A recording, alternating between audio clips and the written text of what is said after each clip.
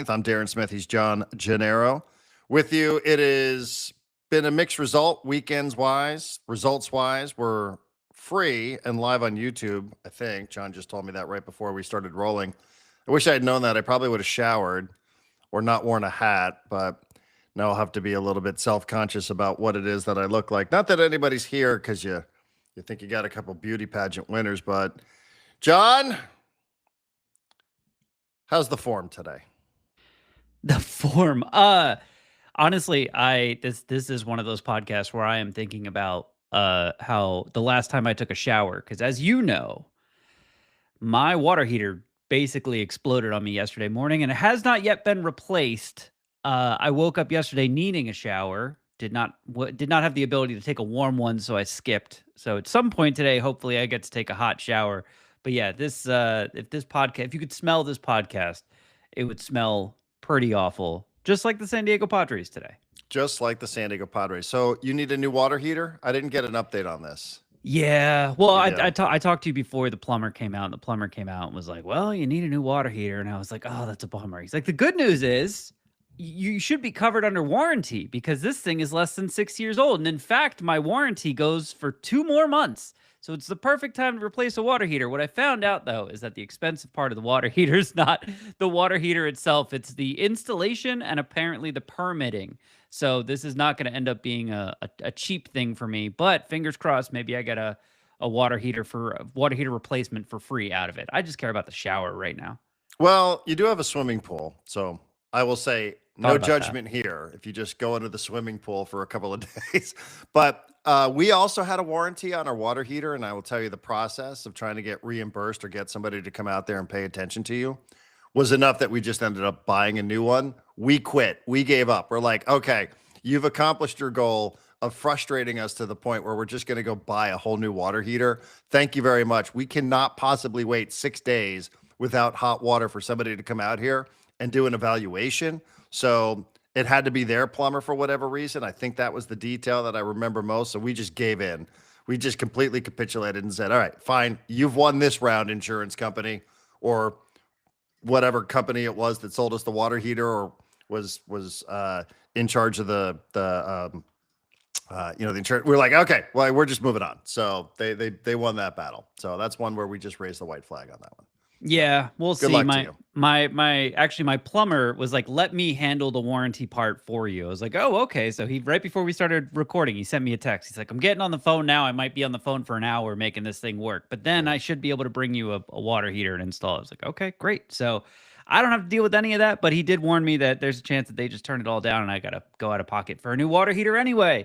Right. So it was Well, it it was becomes not a test of will at that point because, like I said, right. then you're just fighting against, like, well, maybe we can get somebody out there to take a look at this on Saturday. You're like, Saturday? Wait, like, there's 3 people that live in this house and an Right. animal. Like, we can't be living without hot water for this amount of time. So you end up just having to do what you have to do. But I wish you luck. I hope you have a good plumber here who knows how to get through some of the loopholes or Me too. whatever it is, some of the roadblocks that you have to fight with. So, all right.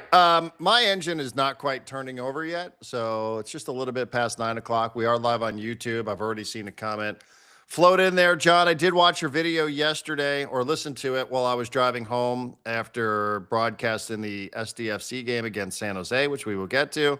I could sense your frustration. I also could sense the frustration of people who were in the comments Ooh. yesterday. It seemed like you were having a tough time dealing with some of the people that were in the comments. Dodger fans, Darren, having a hard time dealing with the Dodger fans. I did have a friend of mine who's a subscriber to Section 1904 who did send me a text message on Saturday to say, just so you know, I am not that Dodger fan who is getting under people's skin. I'm just letting you know it's not me. So I did appreciate that from a buddy of mine who is a subscriber who is a Dodger fan, but I'm sure he was enjoying some of the results from this past weekend.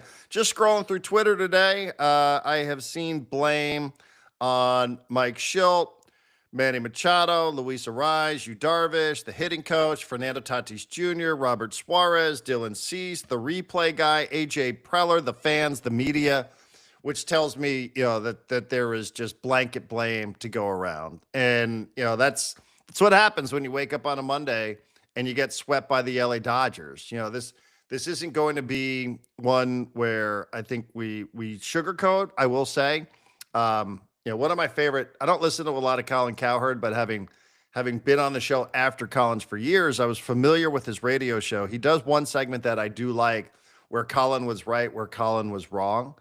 I will hijack that for my own selfish purposes, and I will say where D. Smith was right, where D. Smith was wrong. Where I was right, I told you at some point we would all hate this team again. You nailed that. I knew you were right when you said it, but I wasn't expecting it to come so quickly. Where I was wrong is I thought this would be a competitive series, Yeah. and it just was not. And I just did not when you and I were at Bottle Rocket on Friday. I just did not even consider the possibility that the Padres would get swept in this series. If you want to tell me that you returned from the future and you joined us on Friday and said that the Padres lost the series, I go, well, okay. I'm guessing it was probably pretty competitive, but it just didn't feel competitive. And I think that was one of the biggest disappointments. Losing 3 straight is always going to be disappointing, and you have no time to feel sorry for yourself because now you got the lame Giants in town here who would probably like to at least their manager would probably like to make you twist a little bit more. Maybe they're the perfect tonic for getting through this weekend, but there's no way to say it. I mean, it's a massive disappointment. I think it's fair to say, that if you would put this in front of everybody and say on August 18th, you're going to be 2 games back in the NL West, and you're going to have all these players on the roster here that you went out and you traded for, people would have said, where do I sign for that? Where do I sign for 97.2% going to the playoffs according to Fangraphs? Where do I sign up for that? I think any time other than, let's say, Friday, you would have signed up for that, right? Yeah. Any other time other than like fucking Friday of last week, you would have signed up for that in a heartbeat. But that's not the case today. And that's not to say people shouldn't feel disappointed. You should. They should. Everybody should. Egg on the face, man. It was embarrassing. Like I'm thinking about myself, not only talking on this podcast, going on Ben Woods and be like, yeah, this is their time. Dodgers are reeling. It's not who you play. It's when you play them. All that sort of bullshit. And none of it happened. So, listen, we all just have to wear it. We all just have to wear it. And everybody's got to get up today. And you got to put your, you just got to move on. Like you just got to move on and you got to play the San Francisco Giants and you got to be good against the Giants. You can't let the results of this weekend carry over into this week because then that's when things are really going to start feeling tight, tense, and that's when things start to crater. So, listen, there's no other way to say it. We can talk about it game by game. We talked about it Friday. We talked about it Saturday. You talked about it yesterday. Talked not only about the Sunday game, but about the series as a whole. There's no way that you can sit around and say anything other than it was a massive egg that was laid. Padres just puked all over themselves. But, you have to move on. That's the whole nature of the sport is you have to move on, and you've got to play against the San Francisco Giants. You cannot let the results of that series fester today and into the next couple of days. You don't have time for that. This isn't the NFL. This isn't soccer. You don't have time for that. And again, it's terrible. I think that they made a lot of these moves at the deadline because they felt like the Dodgers were vulnerable. I think that that's a fair thing to say, but you got your ass kicked, you got humiliated, and now you got to figure out a way to move on. Yeah, I mean, I'll recap some of the things I said yesterday. Padres have not been a great team on the road this year. They're a much better team at home. They are a great team at home. That gives me some hope. I said this a few times yesterday.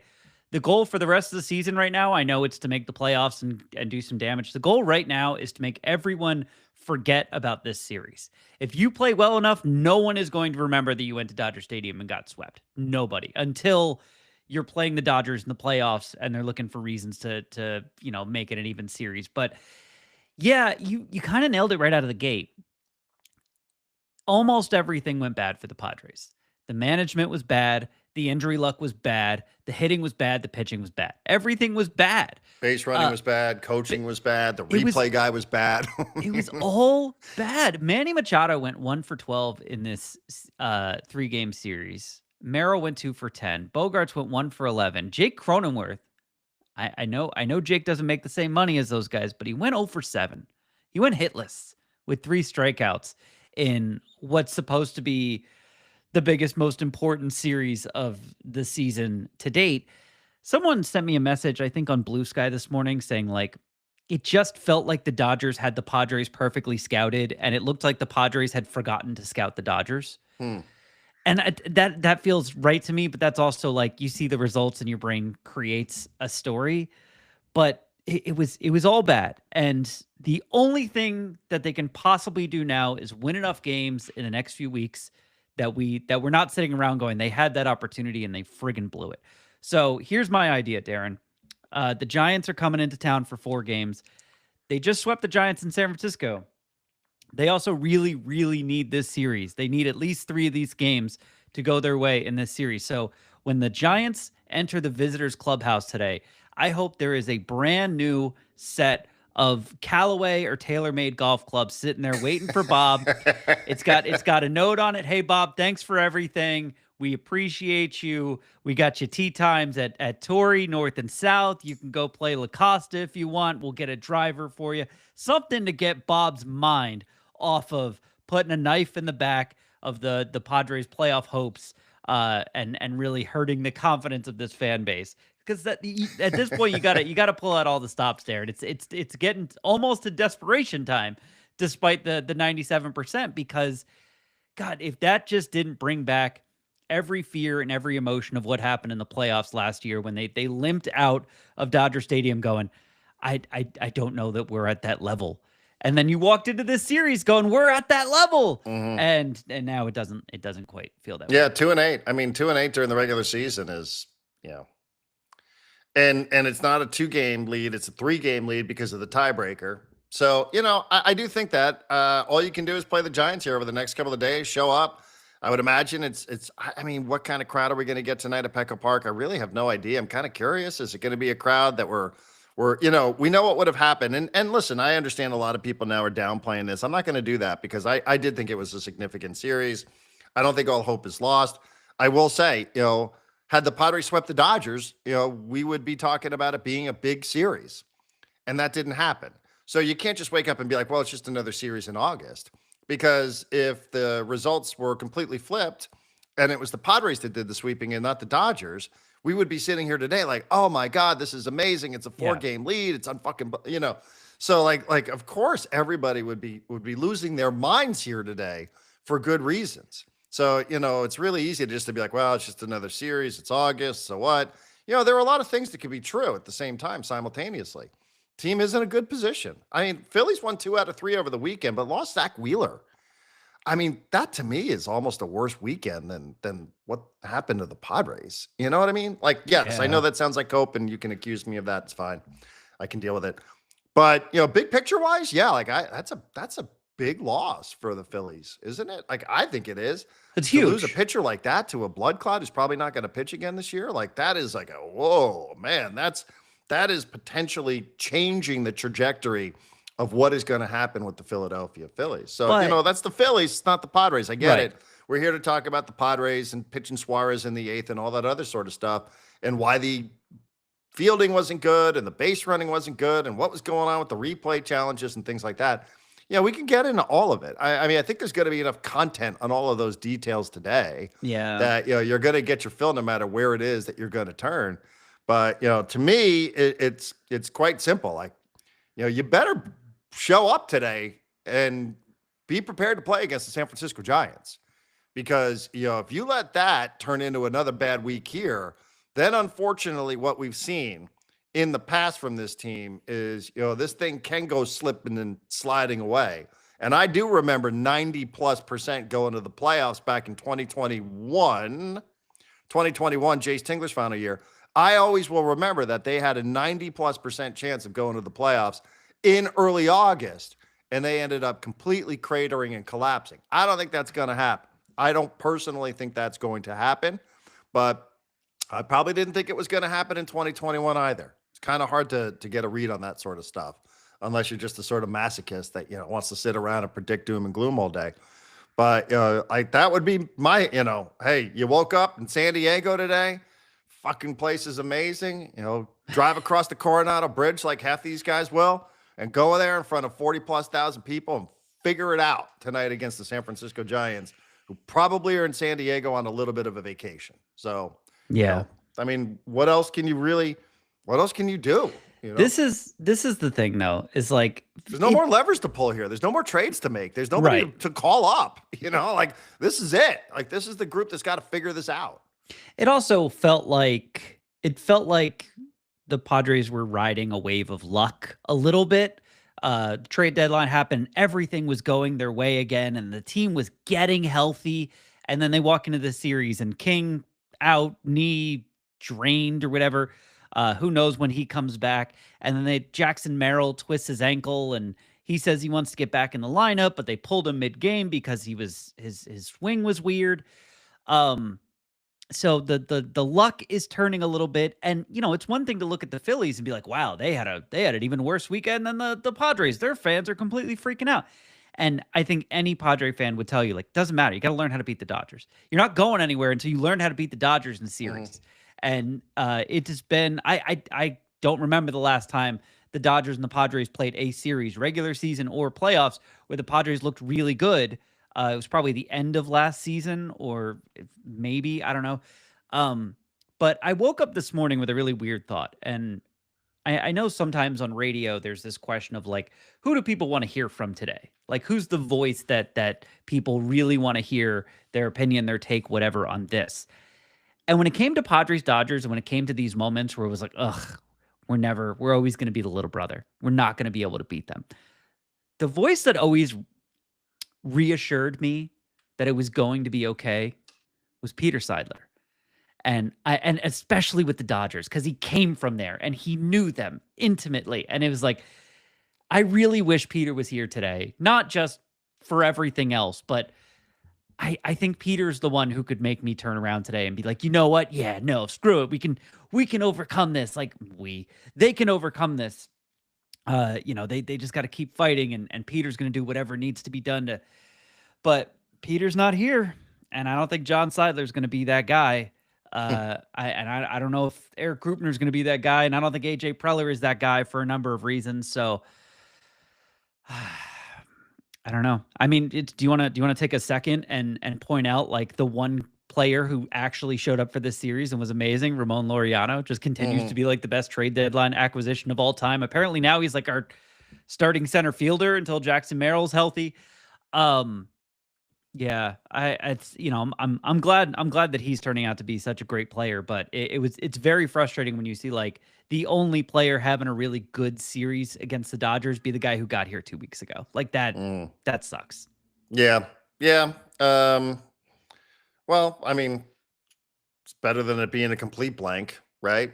And having Yeah. everybody just no show the whole series. So, yeah, I mean, maybe, and listen, I think some of this stuff, you do always start to think about like, is there anything bigger picture going on? I spent more time than I thought thinking about, what you said on Friday, which was Michael King being scratched was a little bit of a bad omen. Now, Michael King was up at Dodger Stadium and he did speak. I did see some clip. I want to say it was Marty who had it. And he did say something, and it was kind of, I'm paraphrasing here. I probably want to go back and listen to it a little bit more. But he said something about, the knee hurt. So, like, the knee hurt as a result of him doing something different with the shoulder. And I was like, whoa, wait a second. What is he saying here? Like, there's some sort of cascading effect about him trying to favor the shoulder that resulted in the knee ended up taking a toll. And he said it hurt. He didn't say it was injured. He said it hurt, which is is that like a pain thing or what? So, he just decided he didn't want to play with it while it was hurting. Again, we understand the circumstances. He's a free agent at the end of the year. So he's probably going to want to make sure that he's getting himself right. But I just thought it was an odd sequence that he said. And I started thinking, well, maybe is that an omen inside of the clubhouse? Or guys like, oh man, this is going to be, we got him. Like, is there something there that maybe put this team off in a bad headspace? I don't know. And then, with the manager having some weird moments, right? With the bunting late on Friday night, with the replay, are they looking around going, what's going on with Skipper here? Like, is he good? Is he not good? Suarez coming in the 8th inning of a tie game. Like, why are we doing stuff like this? What's going on here? Like, why is it that, I do think it's fair to say, like Dave, we talked about it on Friday, when Dave had the upper hand with O'Hearn and the pinch hitting at the end of the game. You don't have that guy because he's a Hail Mary with your final out of the game. Yeah. You have that guy because you're looking for an advantage at some point where you think you have this weapon off your bench that you're going to have the upper hand when it comes to a matchup of that hitter versus one of their pitchers. And it turned out Dave Roberts had the upper hand. So that was bad managing from Schill. That just didn't work. And, you do wonder, are guys looking around going, hey, what's going on with our skipper here? Is he okay? Like, what's the deal? Why are things going like this? Internally, these guys, this sport is so mental. It is so mental when guys look around and they start going, wait, what's he doing with Suarez? I mean, I think that's a defensible decision. I know I'm bouncing all over the place from Friday into Saturday. Saturday's game is completely just not competitive at all with Dylan Cease. It was so disappointing. But, all those walks and just giving the game away. Well, that's if I could pause I know I'm you for bouncing a around, second. but the Suarez stuff, I think that's a little defensible tactically, right? Because everybody always says, well, your closer doesn't just have to close the game in the ninth. Your closer sometimes, and it wasn't a close situation, but your closer has to be the fireman role. This is modern baseball. It shouldn't be the ninth. It just shouldn't be a safe situation. So you hear that all the time about the evolution of having closers in the game. And then the second you do it, everybody's like, well, what are you doing? So, I mean, I think it's probably more defensible, but it's just unusual. It's just not something that we've seen. And maybe guys look around, they're like, wait, what? Like, what's the message that we're getting here from this? Like, we don't do this. So why are we doing this now? Like, maybe there was a little bit of that. But again, I'm just sort of, just guessing a little bit on some of the details of the weekend and some of the themes of the weekend that maybe there's a reason why we saw a team that showed up there that did not resemble the team that left San Francisco at all. Yeah. And I also think, we talked about how San Francisco just felt like a funeral, like the stadium just felt like a funeral, like the fans had kind of given up really early. And Dodger Stadium wasn't that. I don't know, Dodger Stadium wasn't raucous, but it wasn't that. And the Dodgers jumped out to early leads. They got on Cease early, they got on Darvish early.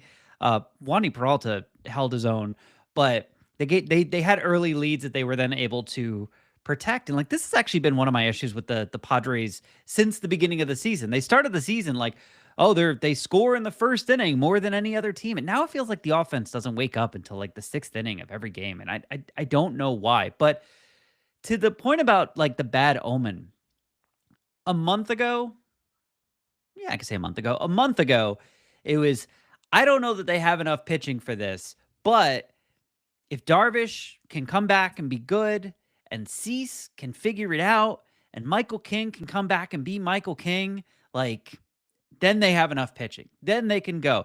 And Darvish had that start against the Mets, and it was like, all right, here we go. And like Cease had a good start, I think, after the trade deadline. It's like, all right, it's coming together. And, King pitched, and it was like, he's got his stuff. He just got to get sharp. And it's like, here we go. And then King is broken. It's, injured, broken, whatever. Cease looks completely overwhelmed, and Darvish looks like the guy he was in his first start back, where you're just like, that's not anywhere near an ace level pitcher. Well, Cease, and I know nobody wants to hear a defensive Cease, but I'd he love was against the Dodgers. Yeah. I mean, he's actually been good since the All-Star game. No, I get it, but it's like this series, I know nobody wants to hear that because like the whole point of this thing is against the Dodgers. No, I know. But this series was supposed to be the culmination of here come the Padres. And here come the Padres really relied on King, Cease, and Darvish to be better than they were or healthier than they were a month ago. And they all reverted back to what it was a month ago. And hopefully just for a game, hopefully just for a series. But Darvish looked like Darvish from a month ago, and Cease looked like Cease from a month ago, and King was injured, which is what he was a month ago. And I could see how, if you're feeling like, man, this is, I asked you last week, like, do you know it's a magical season in the middle of a magical season, or do you have to wait for the results and then go back and watch the season? And I wonder how much the players were feeling like, man, what a magical season. Like, everyone's just getting healthier. We're getting better. We're adding talent. Like, as the season goes along, we grow stronger. And then all of a sudden, not true anymore. Yeah, hopefully just one series, but not true anymore. I mean, I read you a text from a friend of mine who works for the team, who's around the team, like he's sort of clubhouse level, and he's like, the vibes are as high as they've been since this person's been there. He's been there, maybe a decade or whatever.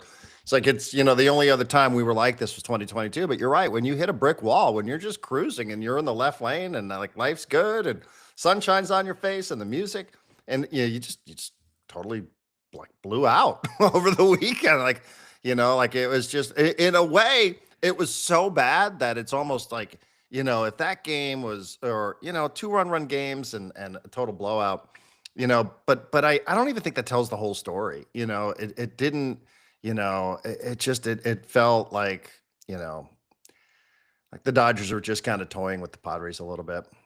And I think that's a frustrating thing. But maybe in some way, I don't know. Maybe it's just the way my mind is working. It almost becomes a little bit easier to deal with it. But just because you can say like, well, that was fucking waste. Let's just toss this one away and move on to the next thing.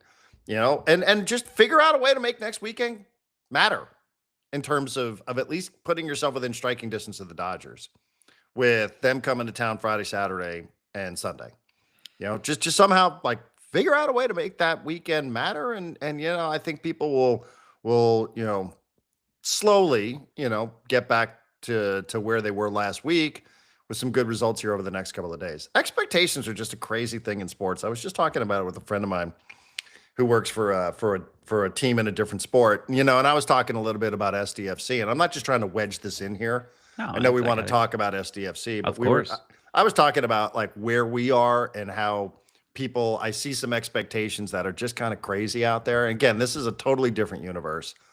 Padres, MLB, MLS, and it should be, but it's like, well, I hope they're going to be not your average San Diego team and figure out a way to win. I'm like, well, they might not.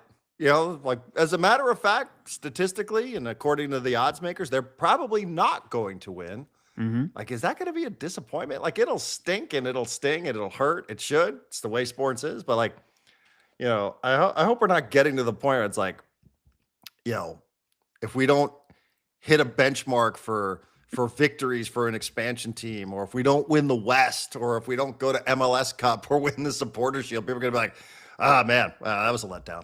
But like the weight of expectations does become this runaway train sometimes. And again, I think the Padres built these expectations. The message for me at the trade deadline was we feel good about the team, not just as a wild card, but to be a team that's going to be hosting playoff games and make a real run at a division title. Final words haven't been written in that chapter. So, it's real, but sometimes like the weight of expectation, it's a real thing, man. Like it's a crazy conversation to have in sports. And like the teams that have to deal with it on a regular basis, I think it makes you realize like how good you have to be, like, and how tough and mentally strong you have to be to deal with those expectations all the time. When you just get a smidge of them and you realize what it is that happens to you, whether you're a fan, a broadcaster, or somebody that's actually on the team. Yeah, I use this quote a lot, and it's a misquote. The quote that I use is "Expectation is the thief of joy," um, and I think the actual quote is "Comparison is the thief of joy," and they're kind of similar in a way, but yeah, it can really hang over you. Very quick on the Suarez thing, and then we can move on to happier soccer conversations. When they acquired Mason Miller, the Padres had a closer, a setup man, a seventh inning guy, and a sixth inning guy. And everyone's like, where does Mason Miller fit in? And the Padres were very adamant. Robert Suarez is our closer. Robert Suarez is our closer. Mason Miller will help us in other ways, but Robert Suarez is our closer. You were going to need a closer in that game. It was a tie game. You were going and like putting Suarez in. I understand they already warmed him up in the seventh inning for whatever reason. I understand you wanted him to face the top of the lineup and et cetera, but it was a tie game. Like you had to have all the confidence in the world that the Padres were going to score again in the ninth inning for that to make sense to me when Mason Miller is sitting there on the bench, not doing anything. And the only argument that I really hear is someone saying, well, Robert Suarez hadn't pitched in like 4 days. They had to get him work. Great. Hopefully you get him work later when you take the lead and there's a save opportunity there. Right. Yeah. Then why not start him? Right. Exactly. Yes. Let if you're him so open desperate the to game. get him in the game, pitch him in the first inning. Yeah, and I made this joke after the trade deadline, or maybe the day of the trade deadline, that like Mike Schilt's going to be like overstimulated. He's got too much to do, too many decisions to make. He's going to overmanage himself into a corner every so often. And I think that's actually like, it was a joke, but it's kind of come to pass a little bit. Like his handling of O'Hearn and Sheets and now the bullpen and the bunting, especially like we pointed out, like Dylan pointed out Freddie Fermin's like really cool bunting skills. Schilt has him bunting every game, and it's not like the bunt to get a hit because the third baseman is standing really far back. It's like, oh, there's a guy on first, just bunt him over. It's like, this is not Martin Maldonado. What are you doing? I think Schilt just hasn't found the right mixture yet with his managing and this group, and I think the Dodgers jumped on it. They took advantage. But yeah, I mean, this was a series, maybe we can close on this, where one team looked a lot mentally stronger than the other. Yeah, yeah. I mean, one team caught a lot of the breaks, and the other team is more than willing to give them those breaks. Hey, you want to, we'll run ourselves out of an inning. We'll drop a couple balls defensively. We won't be ready when it comes time to figure out if we should challenge a call. We aren't ready to start the game, right? Like our pitchers aren't ready to start the game in the first inning. There was, the Padres were, you could sit and say if you want, if you're a Dodger fan, like, oh yeah, our team's just better, and took it to them. But Padres were really good guests, man. Like they came bearing a lot of gifts over the weekend. They did not walk in with the swagger that we thought they were going to walk in with. I don't know. That's why I was like, man, is something going on with this group? Like what's the deal with them? What happened to the team that left San Francisco? That's like, why you start speculating about things like, oh man, is there something actually going on with King where they're all like, oh man, really? Like now? I don't know. But they better figure it out, like I said, because now all of a sudden, you start going into a little bit of a tailspin. Nobody's going to want to hear that. Well, you're in a great spot for the playoffs. Wouldn't you all have signed up for it? Nobody wants to hear that if this drags into a couple of games at Petco Park against the San Francisco Giants. So, yeah, turn that around quick. The thing about having all these options now, and I think you're right. I've always thought, I don't know that this analogy will make a lot of sense, but like, you ever pull into a parking lot, like when there's only one or two spots, you're like going right into that spot. You're going to, the grocery store or whatever. Yeah. You know exactly where you're going to go park. Sometimes when I'm in an empty parking lot, like I'm all over the place. I look like a drunk driver. Like, oh, should I go here? Should I back in? And like, right. You end up parking crooked for no reason. You're like, for no reason. Because you got stuck between two decisions at the same time. Yeah. Right. And sometimes, I'm sure I'm not the only person. Well, maybe. But like that happens all the time. Like when there's just one or two spots in a crowded parking lot, you're like, oh, okay, well, I know where I'm going to park. I have no real choice here. Right. And I think about this with all the choices that like Mikey Vadas has now with SDFC. I'm like, coming up with the starting 11 is different. Like you're not just like, well, these guys are, they can only play 15 minutes. Like you got guys who want to play, and the same thing I'm sure is true for sure. Like, these guys want to get at bats. They got traded and then like all of a sudden they're starters on their former team. And now maybe you've got a guy going like, hey man, like, is this my role now? Or, maybe, you have a guy and he's got an agent and an agent's going like, well, this guy was an all-star playing every day. Like, what's the deal here? Yeah. So, like what do some of these guys know about this team? Like what is their level of loyalty to the Padres? They weren't here in spring training, right? Like, they got traded. They're wrapped up in the machine, the business of baseball. So, it can be a little bit tricky. And I think we've talked about some of the challenges. It's always exciting at the trade deadline to bring all these guys in, but there are challenges that come with it. Not everybody can make it look as easy as Ramon Laureano, to his credit. Yeah. Not everybody can do that. And, sometimes, like we said it then, and now we're going on 18 days of it. Like it can be a little bit of a process. I remember you and I sitting here and saying, you might have to extend a little bit of grace for these guys, just in terms of them trying to figure out a way to get comfortable and fit in. And, maybe that's not just about the players that are coming in. Maybe that's about all of it, trying to figure out how to best use all these pieces. So. Yeah. And look, the Padres, when they beat the Giants in the previous series, like we talked a lot about the bottom third of the lineup, and that's because the bottom third of the lineup was really good. But the bottom third of the lineup is the bottom third of the lineup for a reason. Mm-hmm. Those guys are not paid as well. They're not expected to do as much as the top third of the lineup. And I wonder if you're just looking for like things that might have freaked them out a little bit. Baseball players are really good at spotting when something's wrong with another baseball player, much better than a normal human being like you or I. And I wonder if that first inning where Tatis tried to steal second and was easily out, and it just looked like he was a little slow, and it followed the conversation we had last week about like, why isn't Tatis stealing bases anymore? All of a sudden now he's not really a threat on the base pass as much. His power is completely gone. He's essentially a slap hitter with, yeah, I'm gonna say minimal speed compared to what he was before, but like he's not really a threat to steal bases anymore. And Machado looks lost up there. Machado is hitting 200 over the last 2 weeks, and it seems like he's missing sliders and breaking balls by like a foot. I actually was watching him this weekend against the Dodgers, going, "There's something wrong with his eyes. Like he's really off of stuff." And I wonder in that first inning, like watching Tatis get thrown out and then watching Machado kind of go down easily, if the rest of the guys was like, ugh, really? We got to do this without those guys? Like we got to do it. We got to do it with the bottom third of the lineup has to beat the freaking LA Dodgers. I don't know, guys. Like, I wonder if that's where the swagger went, like right away, right there. Yeah, and I'm glad that you brought up Machado and Tatis because it's easy to sit around and talk about all these other things, but these are the things that have been paid for. These are the things that the Padres bought, right? Some of these things are rentals. The Padres bought Fernando Tatis Jr. They bought Manny Machado. They bought Xander Bogaerts. These are their biggest contracts, and these are players that did not show all weekend long. Yeah. I thought AC had an interesting note. I suppose this has been out there, but maybe it's just the first time that I've seen it in print and that it stands out today.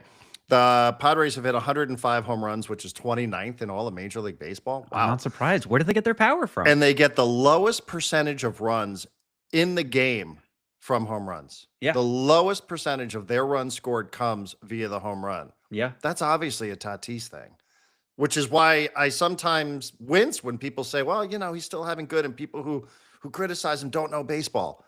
Well, I think because he's figured out a way to be productive is a credit to him, but it's if you bought a race car, you can't all of a sudden start bragging about, well, this is one of the safest vehicles on the road today. Have you seen the airbags in this car? Like, no, you bought a race car, man. Yeah. Like, that's what you bought. And I give him credit. He's been a great defender, even though he didn't want to move to the outfield. But Right. the organization, and I remember, because I've had these conversations with people who are no longer there, who said, we think he's going to be one of the best outfielders in the game. Right. And he went on to win a platinum glove. So he was the best outfielder in the game. Mm-hmm. He fought that. He didn't want to go do that. But anyway, not the point. But he's figured out a way to be productive, and I think he does get credit for that. But this isn't exactly, when you bought the Lamborghini, this isn't the reason why you bought it.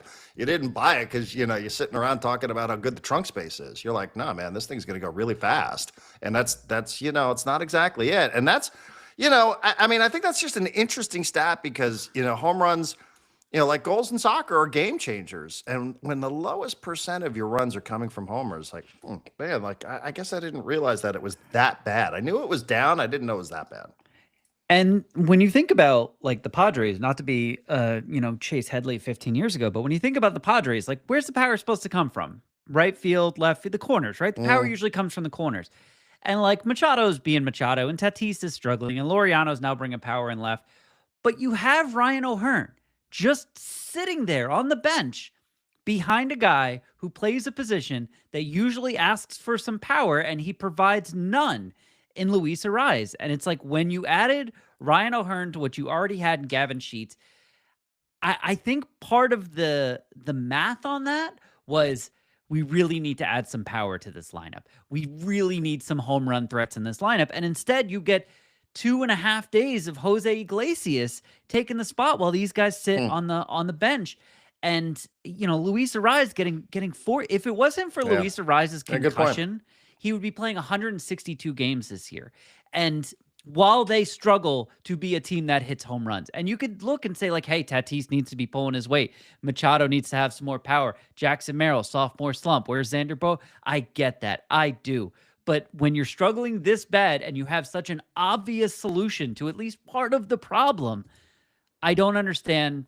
Again, I know Schilt is probably dealing with agents and players and happiness. And we talked earlier in the year about it seemed like Ariz was not thrilled to go from the leadoff spot to the number 2 spot. Imagine moving him down more, having him be a part-time player. What would happen then? He's heading into free agency. They want to be a player-friendly organization. All that stuff. But like part of the reason you got O'Hearn and Laureano was like, we need some home runs. And Laureano's done his part, and O'Hearn has not had the opportunities. Mm-hmm. Yeah, good points. Before we move on, let me just ask you. We can spend more time on this over the week here on Section 1904. By the way, For those that are tuning in either on YouTube, I think YouTube is just on our Discord channel, or I don't know No, exactly how that works. it's Monday, It's open so for everybody. it's open for So everybody. Monday podcasts are always free. They're unlocked. This is a subscription-based service, $5 a month, as low as $5 a month. If you're liking what you're hearing, or if you want to support something truly independent, ad-free, listener-supported, section1904.com. That's our website. You get a daily newsletter Monday through Friday called The Front Row Seat, where John will give you all the stories, all the headlines that you might have missed, all the things that are relevant to your sports day. You get access to the Discord channel, which was hopping over the weekend. People were going at one another. You get access to some exclusive content, whether it's game recaps or any other video that we do, interviews. There's a lot of things to like there. So Mondays are always free. Every once in a while, we'll put a free podcast up. I think Friday was free as well. But, we do this every day, so it doesn't cost much. I think you're probably spending $5 in worse ways every month. I'm just going to guess, Easily. not to pass judgment. I know I do. Yeah. But for $5, you get to support something truly local, independent, ad-free, and we would love you to be part of the community. But real quick before we move on, because Rob Manfred, the commissioner of baseball, went on ESPN on Sunday Night Baseball and sort of said in no uncertain terms that realignment is coming to baseball. And his purpose for realignment is travel cost, wear and tear on players, things along those lines. And I've already seen people start to map out what the future divisions are going to look like in Major League Baseball. Let me ask you this, because yet again, we're now talking about another season where the Padres are getting clobbered by the Dodgers. In a future realignment world, would you want to be in the same division as the Dodgers or not? Yes. 100%. Okay. Can't run from them, Darren. Well, you can. You could be in a division with the shitty Diamondbacks and the Rockies and Vegas A's. You can. So we can, just to get smoked by the Dodgers every single year? No, iron sharpens iron. What do you mean get smoked? Well, I mean, what you're winning division titles, you could be hosting playoff games. I mean, that's revenue. Yeah, I don't care about revenue. I mean, I know the Padres care about revenue. They rely on revenue at the gate more than anybody. I know. Well, by the way, did you hear Eric Grupner on Friday on Ben and Woods say no. that we are absolutely 100%. This is the best television deal that we can get. Oh my God. Yeah. They don't have a television. That's what he said. So there's no better deal out there.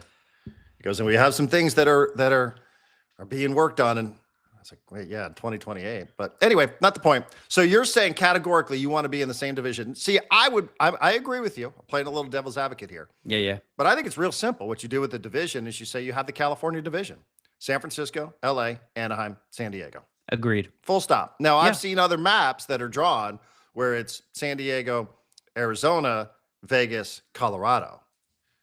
Now, that might be better for your product if people are tired of taking their lumps from the Dodgers. But I will listen to conversations. I will listen to arguments for and against being in the same division as the Dodgers in the future. I agree with you. I think I'd rather be in the division as the Dodgers because those are the games, it's baseball regular season, man. Right. Like regular season baseball needs a little bit of juice to it, and the Dodgers and Padres give you the juice. Yeah, what are we going to have, a rivalry with the Diamondbacks? No one's going to care. Right. I'm just saying, I've seen these maps drawn up a couple different ways that you're going to have 4-team divisions. I'm like, Also, now, I don't know where Seattle would fit into that. You'd have to figure out a way to get Seattle involved somehow. Seattle's just out there on their own planet. I feel terrible for them, but I think one of them is like Seattle. Yeah, that was the map actually. It was Seattle, San Francisco, LA, and Anaheim.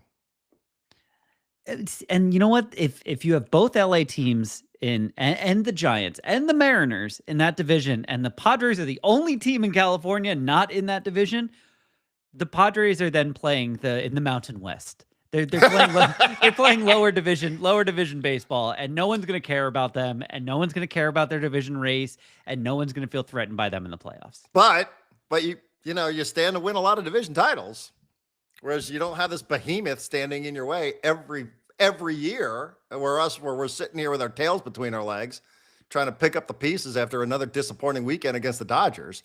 But that's a loser mentality to me. I'm just giving you some food for thought. Like I said, we can dive into this on a deeper level over the next couple of weeks or days or whatever. But it's out there, and Rob Manfred said it's coming. So I believe him that this is coming quickly.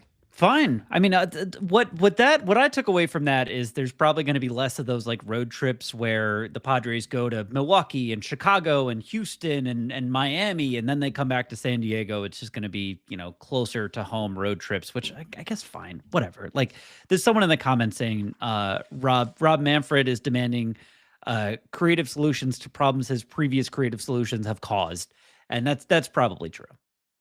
Well, it's also probably true though that this is going to happen. Yeah, I deal with it when it gets here. Let's talk about soccer. We only got a few minutes left. All right. Well, 6 straight away wins. SDFC is the best record in MLS. SDFC is 1 win away from tying the expansion record for most wins in a season. 16 wins, 7 losses, 4 draws, 52 points. 1 win from tying, 2 wins from setting the all-time expansion record. 5 points from LAFC's expansion points record. 6 from breaking that, so that's 2.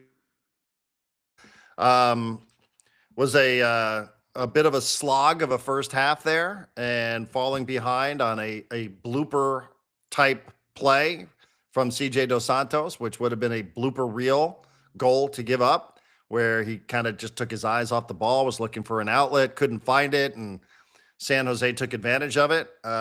Haven't seen a blunder like that in a while. Yeah. And then out of nowhere, goals in the 81st and 84th minute. Marcus Ingvartsen off the bench. Great to see him back and playing and being the number 9 that people thought he was going to be when he signed to come to SDFC. Before it had a manager, before it had a sporting director, before it had a designated player. You knew the name Jeppe Dverskov and you knew the name Marcus Ingvartsen. So these are the second and third players signed in SDFC history. Only one player preceded them, and that was Duran Ferree. So off the bench, I thought really an incredibly heroic performance from Franco Negri, who was called into the match in the 35th minute after Aiden Harangi had to leave with what looked like a pretty serious arm injury. Maybe get an update on that tomorrow. Did Franco break his nose at the end of the game? At the end of the game, his head was completely split open. Oh, it was his head. I thought his it was head his nose. Split open. I saw he caught an elbow. They had to bandage him up because they were out of substitutes. Yeah. So they had to bandage this guy up and push him back out there on the field. Ended up with the equalizing assist, and then Marcus had the game winning assist to Anders Dreyer. But what a game. 2-1 over San Jose. That San Jose team, I don't want to see that team in the playoffs. They've got some real dangerous pieces, but 6 straight away wins. Number 1 in the Supporter Shield standings, John. Now, it's a little skewed, but on a points per game basis, SDFC is still pacing the rest of Major League Soccer. 52 points. Like Miami and Seattle haven't played. They played 3 fewer games. LAFC's played 3 fewer games. So some of these teams that had to play in the Club World Cup, their schedules are a little bit off. Yeah. I don't know what that's going to look like for them, but you wake up today and SDFC is not only on top of the Western Conference standings, they're on top of Major League Soccer and Supporter Shield standings, and they're a win away from tying an all-time record for expansion clubs. So, I don't know. That was one yesterday where it just was again, outshot 16-5. Last week, outshot 21-5. I don't know that that's a great recipe, but they figured out a way the last couple of weeks in Kansas City, in San Jose, to pick up 6 out of 6 points. What can you say? It's just it's a great story. It really is a great story that they just continue to find ways to win these games, even when they're not playing at their best. And they get performances from guys like Manu Dua and Franco Negri off the bench. Like it is just a lot of fun to watch. And Marcus Ingvartsen, sight for sore eyes, man. Like everybody's wondering what's going on at the number 9 spot here. How could you have let Milan Olaski? This was the guy that was supposed to be that kind of player. Not that he could have scored 10 times in 11 games. Nobody could have done that. But he was the guy that was supposed to be the central figure on that front line of the attack. And it was great to see him, after missing 20 games this year, come back and have his best game as a member of SDFC. Yeah, a couple things. One, you owe me money. The over-under for total goals was 3.5. You told me to take the over there, Darren. Yeah. Good thing I didn't actually put any money on it. But I looked at before the lineup came out, the injury report came out. I saw Chucky was on it. I think Valakari was on it. There was someone else on it. And I literally thought to myself, oh, it's gotten so bad with Ingvartsen that they're not even bothering to put him on the injury report anymore. And then I looked at the lineup, but I didn't look at the substitutes. I didn't know he was available until that gorgeously handsome man was literally being subbed into the game. And I was like, Marcus, Marcus is back. Mm. And I was excited for Marcus because I remember the first month of this season when he was struggling to get one in the net. And he finally did, but he was struggling to get one in the net. And you told me, like, Chuki's meant to be the main goal scorer on this team, but they're expecting Marcus to score a lot. And then that was in my head when he went down, Alosky came in, and Alosky started scoring goals. Because I'm like, that's the spot. That's the Right. spot. Like Alosky scored goals because the defense is paying so much attention to Chuki and Anders Dreyer. And that opportunity would now exist for Marcus as well. So when he was coming in, I was getting excited. I was thinking he's rusty, he's not 100%, he doesn't have his wind, all that stuff. But I'm excited he's on the field. I'm excited to see what he can do. And then just a beautiful header into the back of the net. I think that's what he does. I think he might be one of the best players on the team as far as trying to head, corners into the back of the net or crosses into the back of the net, as was the case. And the pass to Dreyer was like, that's not a pass you should be able to make if you haven't played in a game in 6 months. Like, he was so aware of everything that was happening, and he made a split decision so quick and put a perfect pass. And like, here's the thing about the game. I part of this game I watched with music playing, so I got no commentary. Part of it I was driving, so I was listening to you and Adrian call it. And at the end of the game, I listened to the TV broadcast, and everyone kind of made the same point. This was a sloppy game by both teams. Mm-hmm. It was, and especially before Marcus got in there, it was a sloppy game with sloppy passing from both teams. But at the end of it, it's like, wow, SDFC keeps finding a way to win when they're not playing their best football. That's a great trait. That's going to serve them very, very well in the MLS playoffs and up until the MLS playoffs. That's awesome. That's a sign of great coaching, a sign of great leadership, a sign of great players who can just figure it out.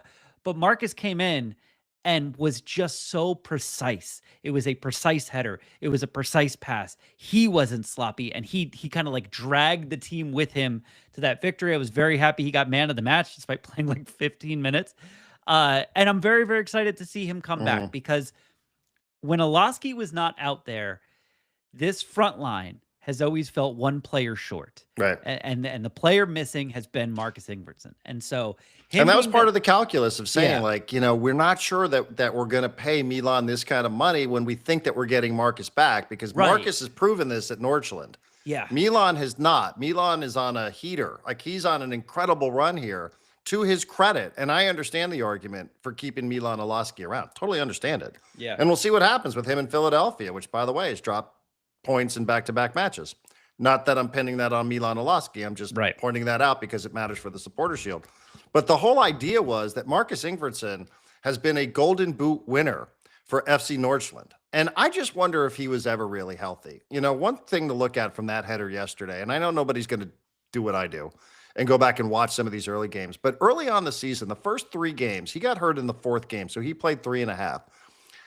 His headers, and I pointed this out a million years ago, which, is March, that his headers had no snap to them whatsoever. Yeah. They were all sort of floated over the bar. And, that's a sign of a guy maybe who doesn't have his legs under him. Now, maybe going back and looking at all these plays, this is where you'd need like AI to go back and analyze all the crosses that came in. Maybe the crosses weren't perfect, but his headers, and I remember turning to Adrian and Warren and saying, like, why are all his headers going over the bar? Because he doesn't have his legs under him. So for him to have been hurt, to have missed 20 games, to come back there and to snap that header into the net the way he did, like, that tells you, like, he is back physically, because those headers early on in the season were just floated. So, that's the mark when you see that, like, your legs aren't fully under you. Again, maybe the service was off, but I don't really remember it that way. So that was a great sight. And then, like you said, to have the confidence, the Travella, on the outside 3 toes there, to curl that one up there to Anders Dreyer, who, found himself in all sorts of space behind the San Jose back line to put that one home. Like, again, and I love the way they all celebrated afterwards. There's this image, I posted it on an Instagram story, of Manu Dua jumping on top of the pile with the biggest smile that you've ever seen in your life. I mean, I love that kid. I love his infectious spirit, the way he plays the game. He's good enough that he can recover from mistakes, and he's still making mistakes, but he can recover. He finds himself with great instincts. So I love that. And the way they celebrated Franco at the end of it, I have the same reaction that a lot of other people do. Like, well, Franco's not my first or second or probably not even my third, maybe he my fights, fourth man. choice fullback. But they love that guy around the training ground. He fights. And he does fight. And he was phenomenal in this game. And he had to come in. He was not part of that script, but he was ready. And like, that's such a, like, that was not the script, obviously, that Aiden Harangi gets hurt. Right. And, you know, and he has to come into the game. And now you have to say, well, he can only play left back. So now we got to move Luke over to the right. So, you know, you're doing all sorts of things, right? You know, you're just a lot of moving parts. Like, Oni Valakari played 3 different positions in this game yesterday. Again, like, it wasn't his greatest game, but he started us on the left, and then he's up top, and then they move him to the right, and then they're like, okay, this dude, let's just, you know, we'll put somebody else in. You know, like, I mean, he's played every game. You know, he's the only other player besides Dreyer who's played every game this year is Oni Valakari. And he's played 5 different positions. So total unsung hero in the group as well. But, you know, it's just one of those, like, it just was constantly, Mikey's just moving pieces around. Guys are bleeding, guys are broken. And you know, you figure out a way in a sloppy game where players are falling down all over the place. What was going on with that field? I don't know. Like, did they water that? What was happening there? Where, you know, player after player is falling down, where you give up a goofy goal and you know, now you figure out a way out of nowhere, seemingly. Like, I was like, where is the attack coming from here? And then out of nowhere, 81st, 84th minute, and you hang on at the end of it, and you pick up another 3 points. And man, Portland on Saturday should be another great environment. So, you know, I don't, like I said, the expectation stuff I do worry about. Like, if they don't, you know, do these things, if they don't win the Supporter Shield, like, I'll be a bit disappointed, right? Because we're there with 7 to go. But like, for an expansion club, man, like, how could we have asked for more for this? So I don't know. It was good, man. It was a lot of fun. I mean, that was just like, again, that San Jose team, like, they sneak into the playoffs, they're going to be a problem for somebody because they know how to score, especially those 3 players off the top. But man, they did their jobs yesterday, as SDFC did. Wave did their job there on Saturday night. Looked like it was a lot of fun for people that made the trip. You know, I saw our pal Alex Pena, who's posted really good. I mean, there's just like a lot of things to like about that weekend from the soccer perspective as well. Yeah. So no, I mean, the camera shots of Frontera SD at the San Jose stadium there, PayPal Stadium, was just like, wow. Like, I saw that and I was like, this wasn't even a team like 6 months ago. And they basically filled an entire section, multiple sections in a away stadium. Looks fun. I know. I was kind of jealous watching everybody on social media partying on Saturday night. I was like, yeah, looks like a lot of fun. Yeah, so I'm sitting here just, you know, watching old videos. Yeah.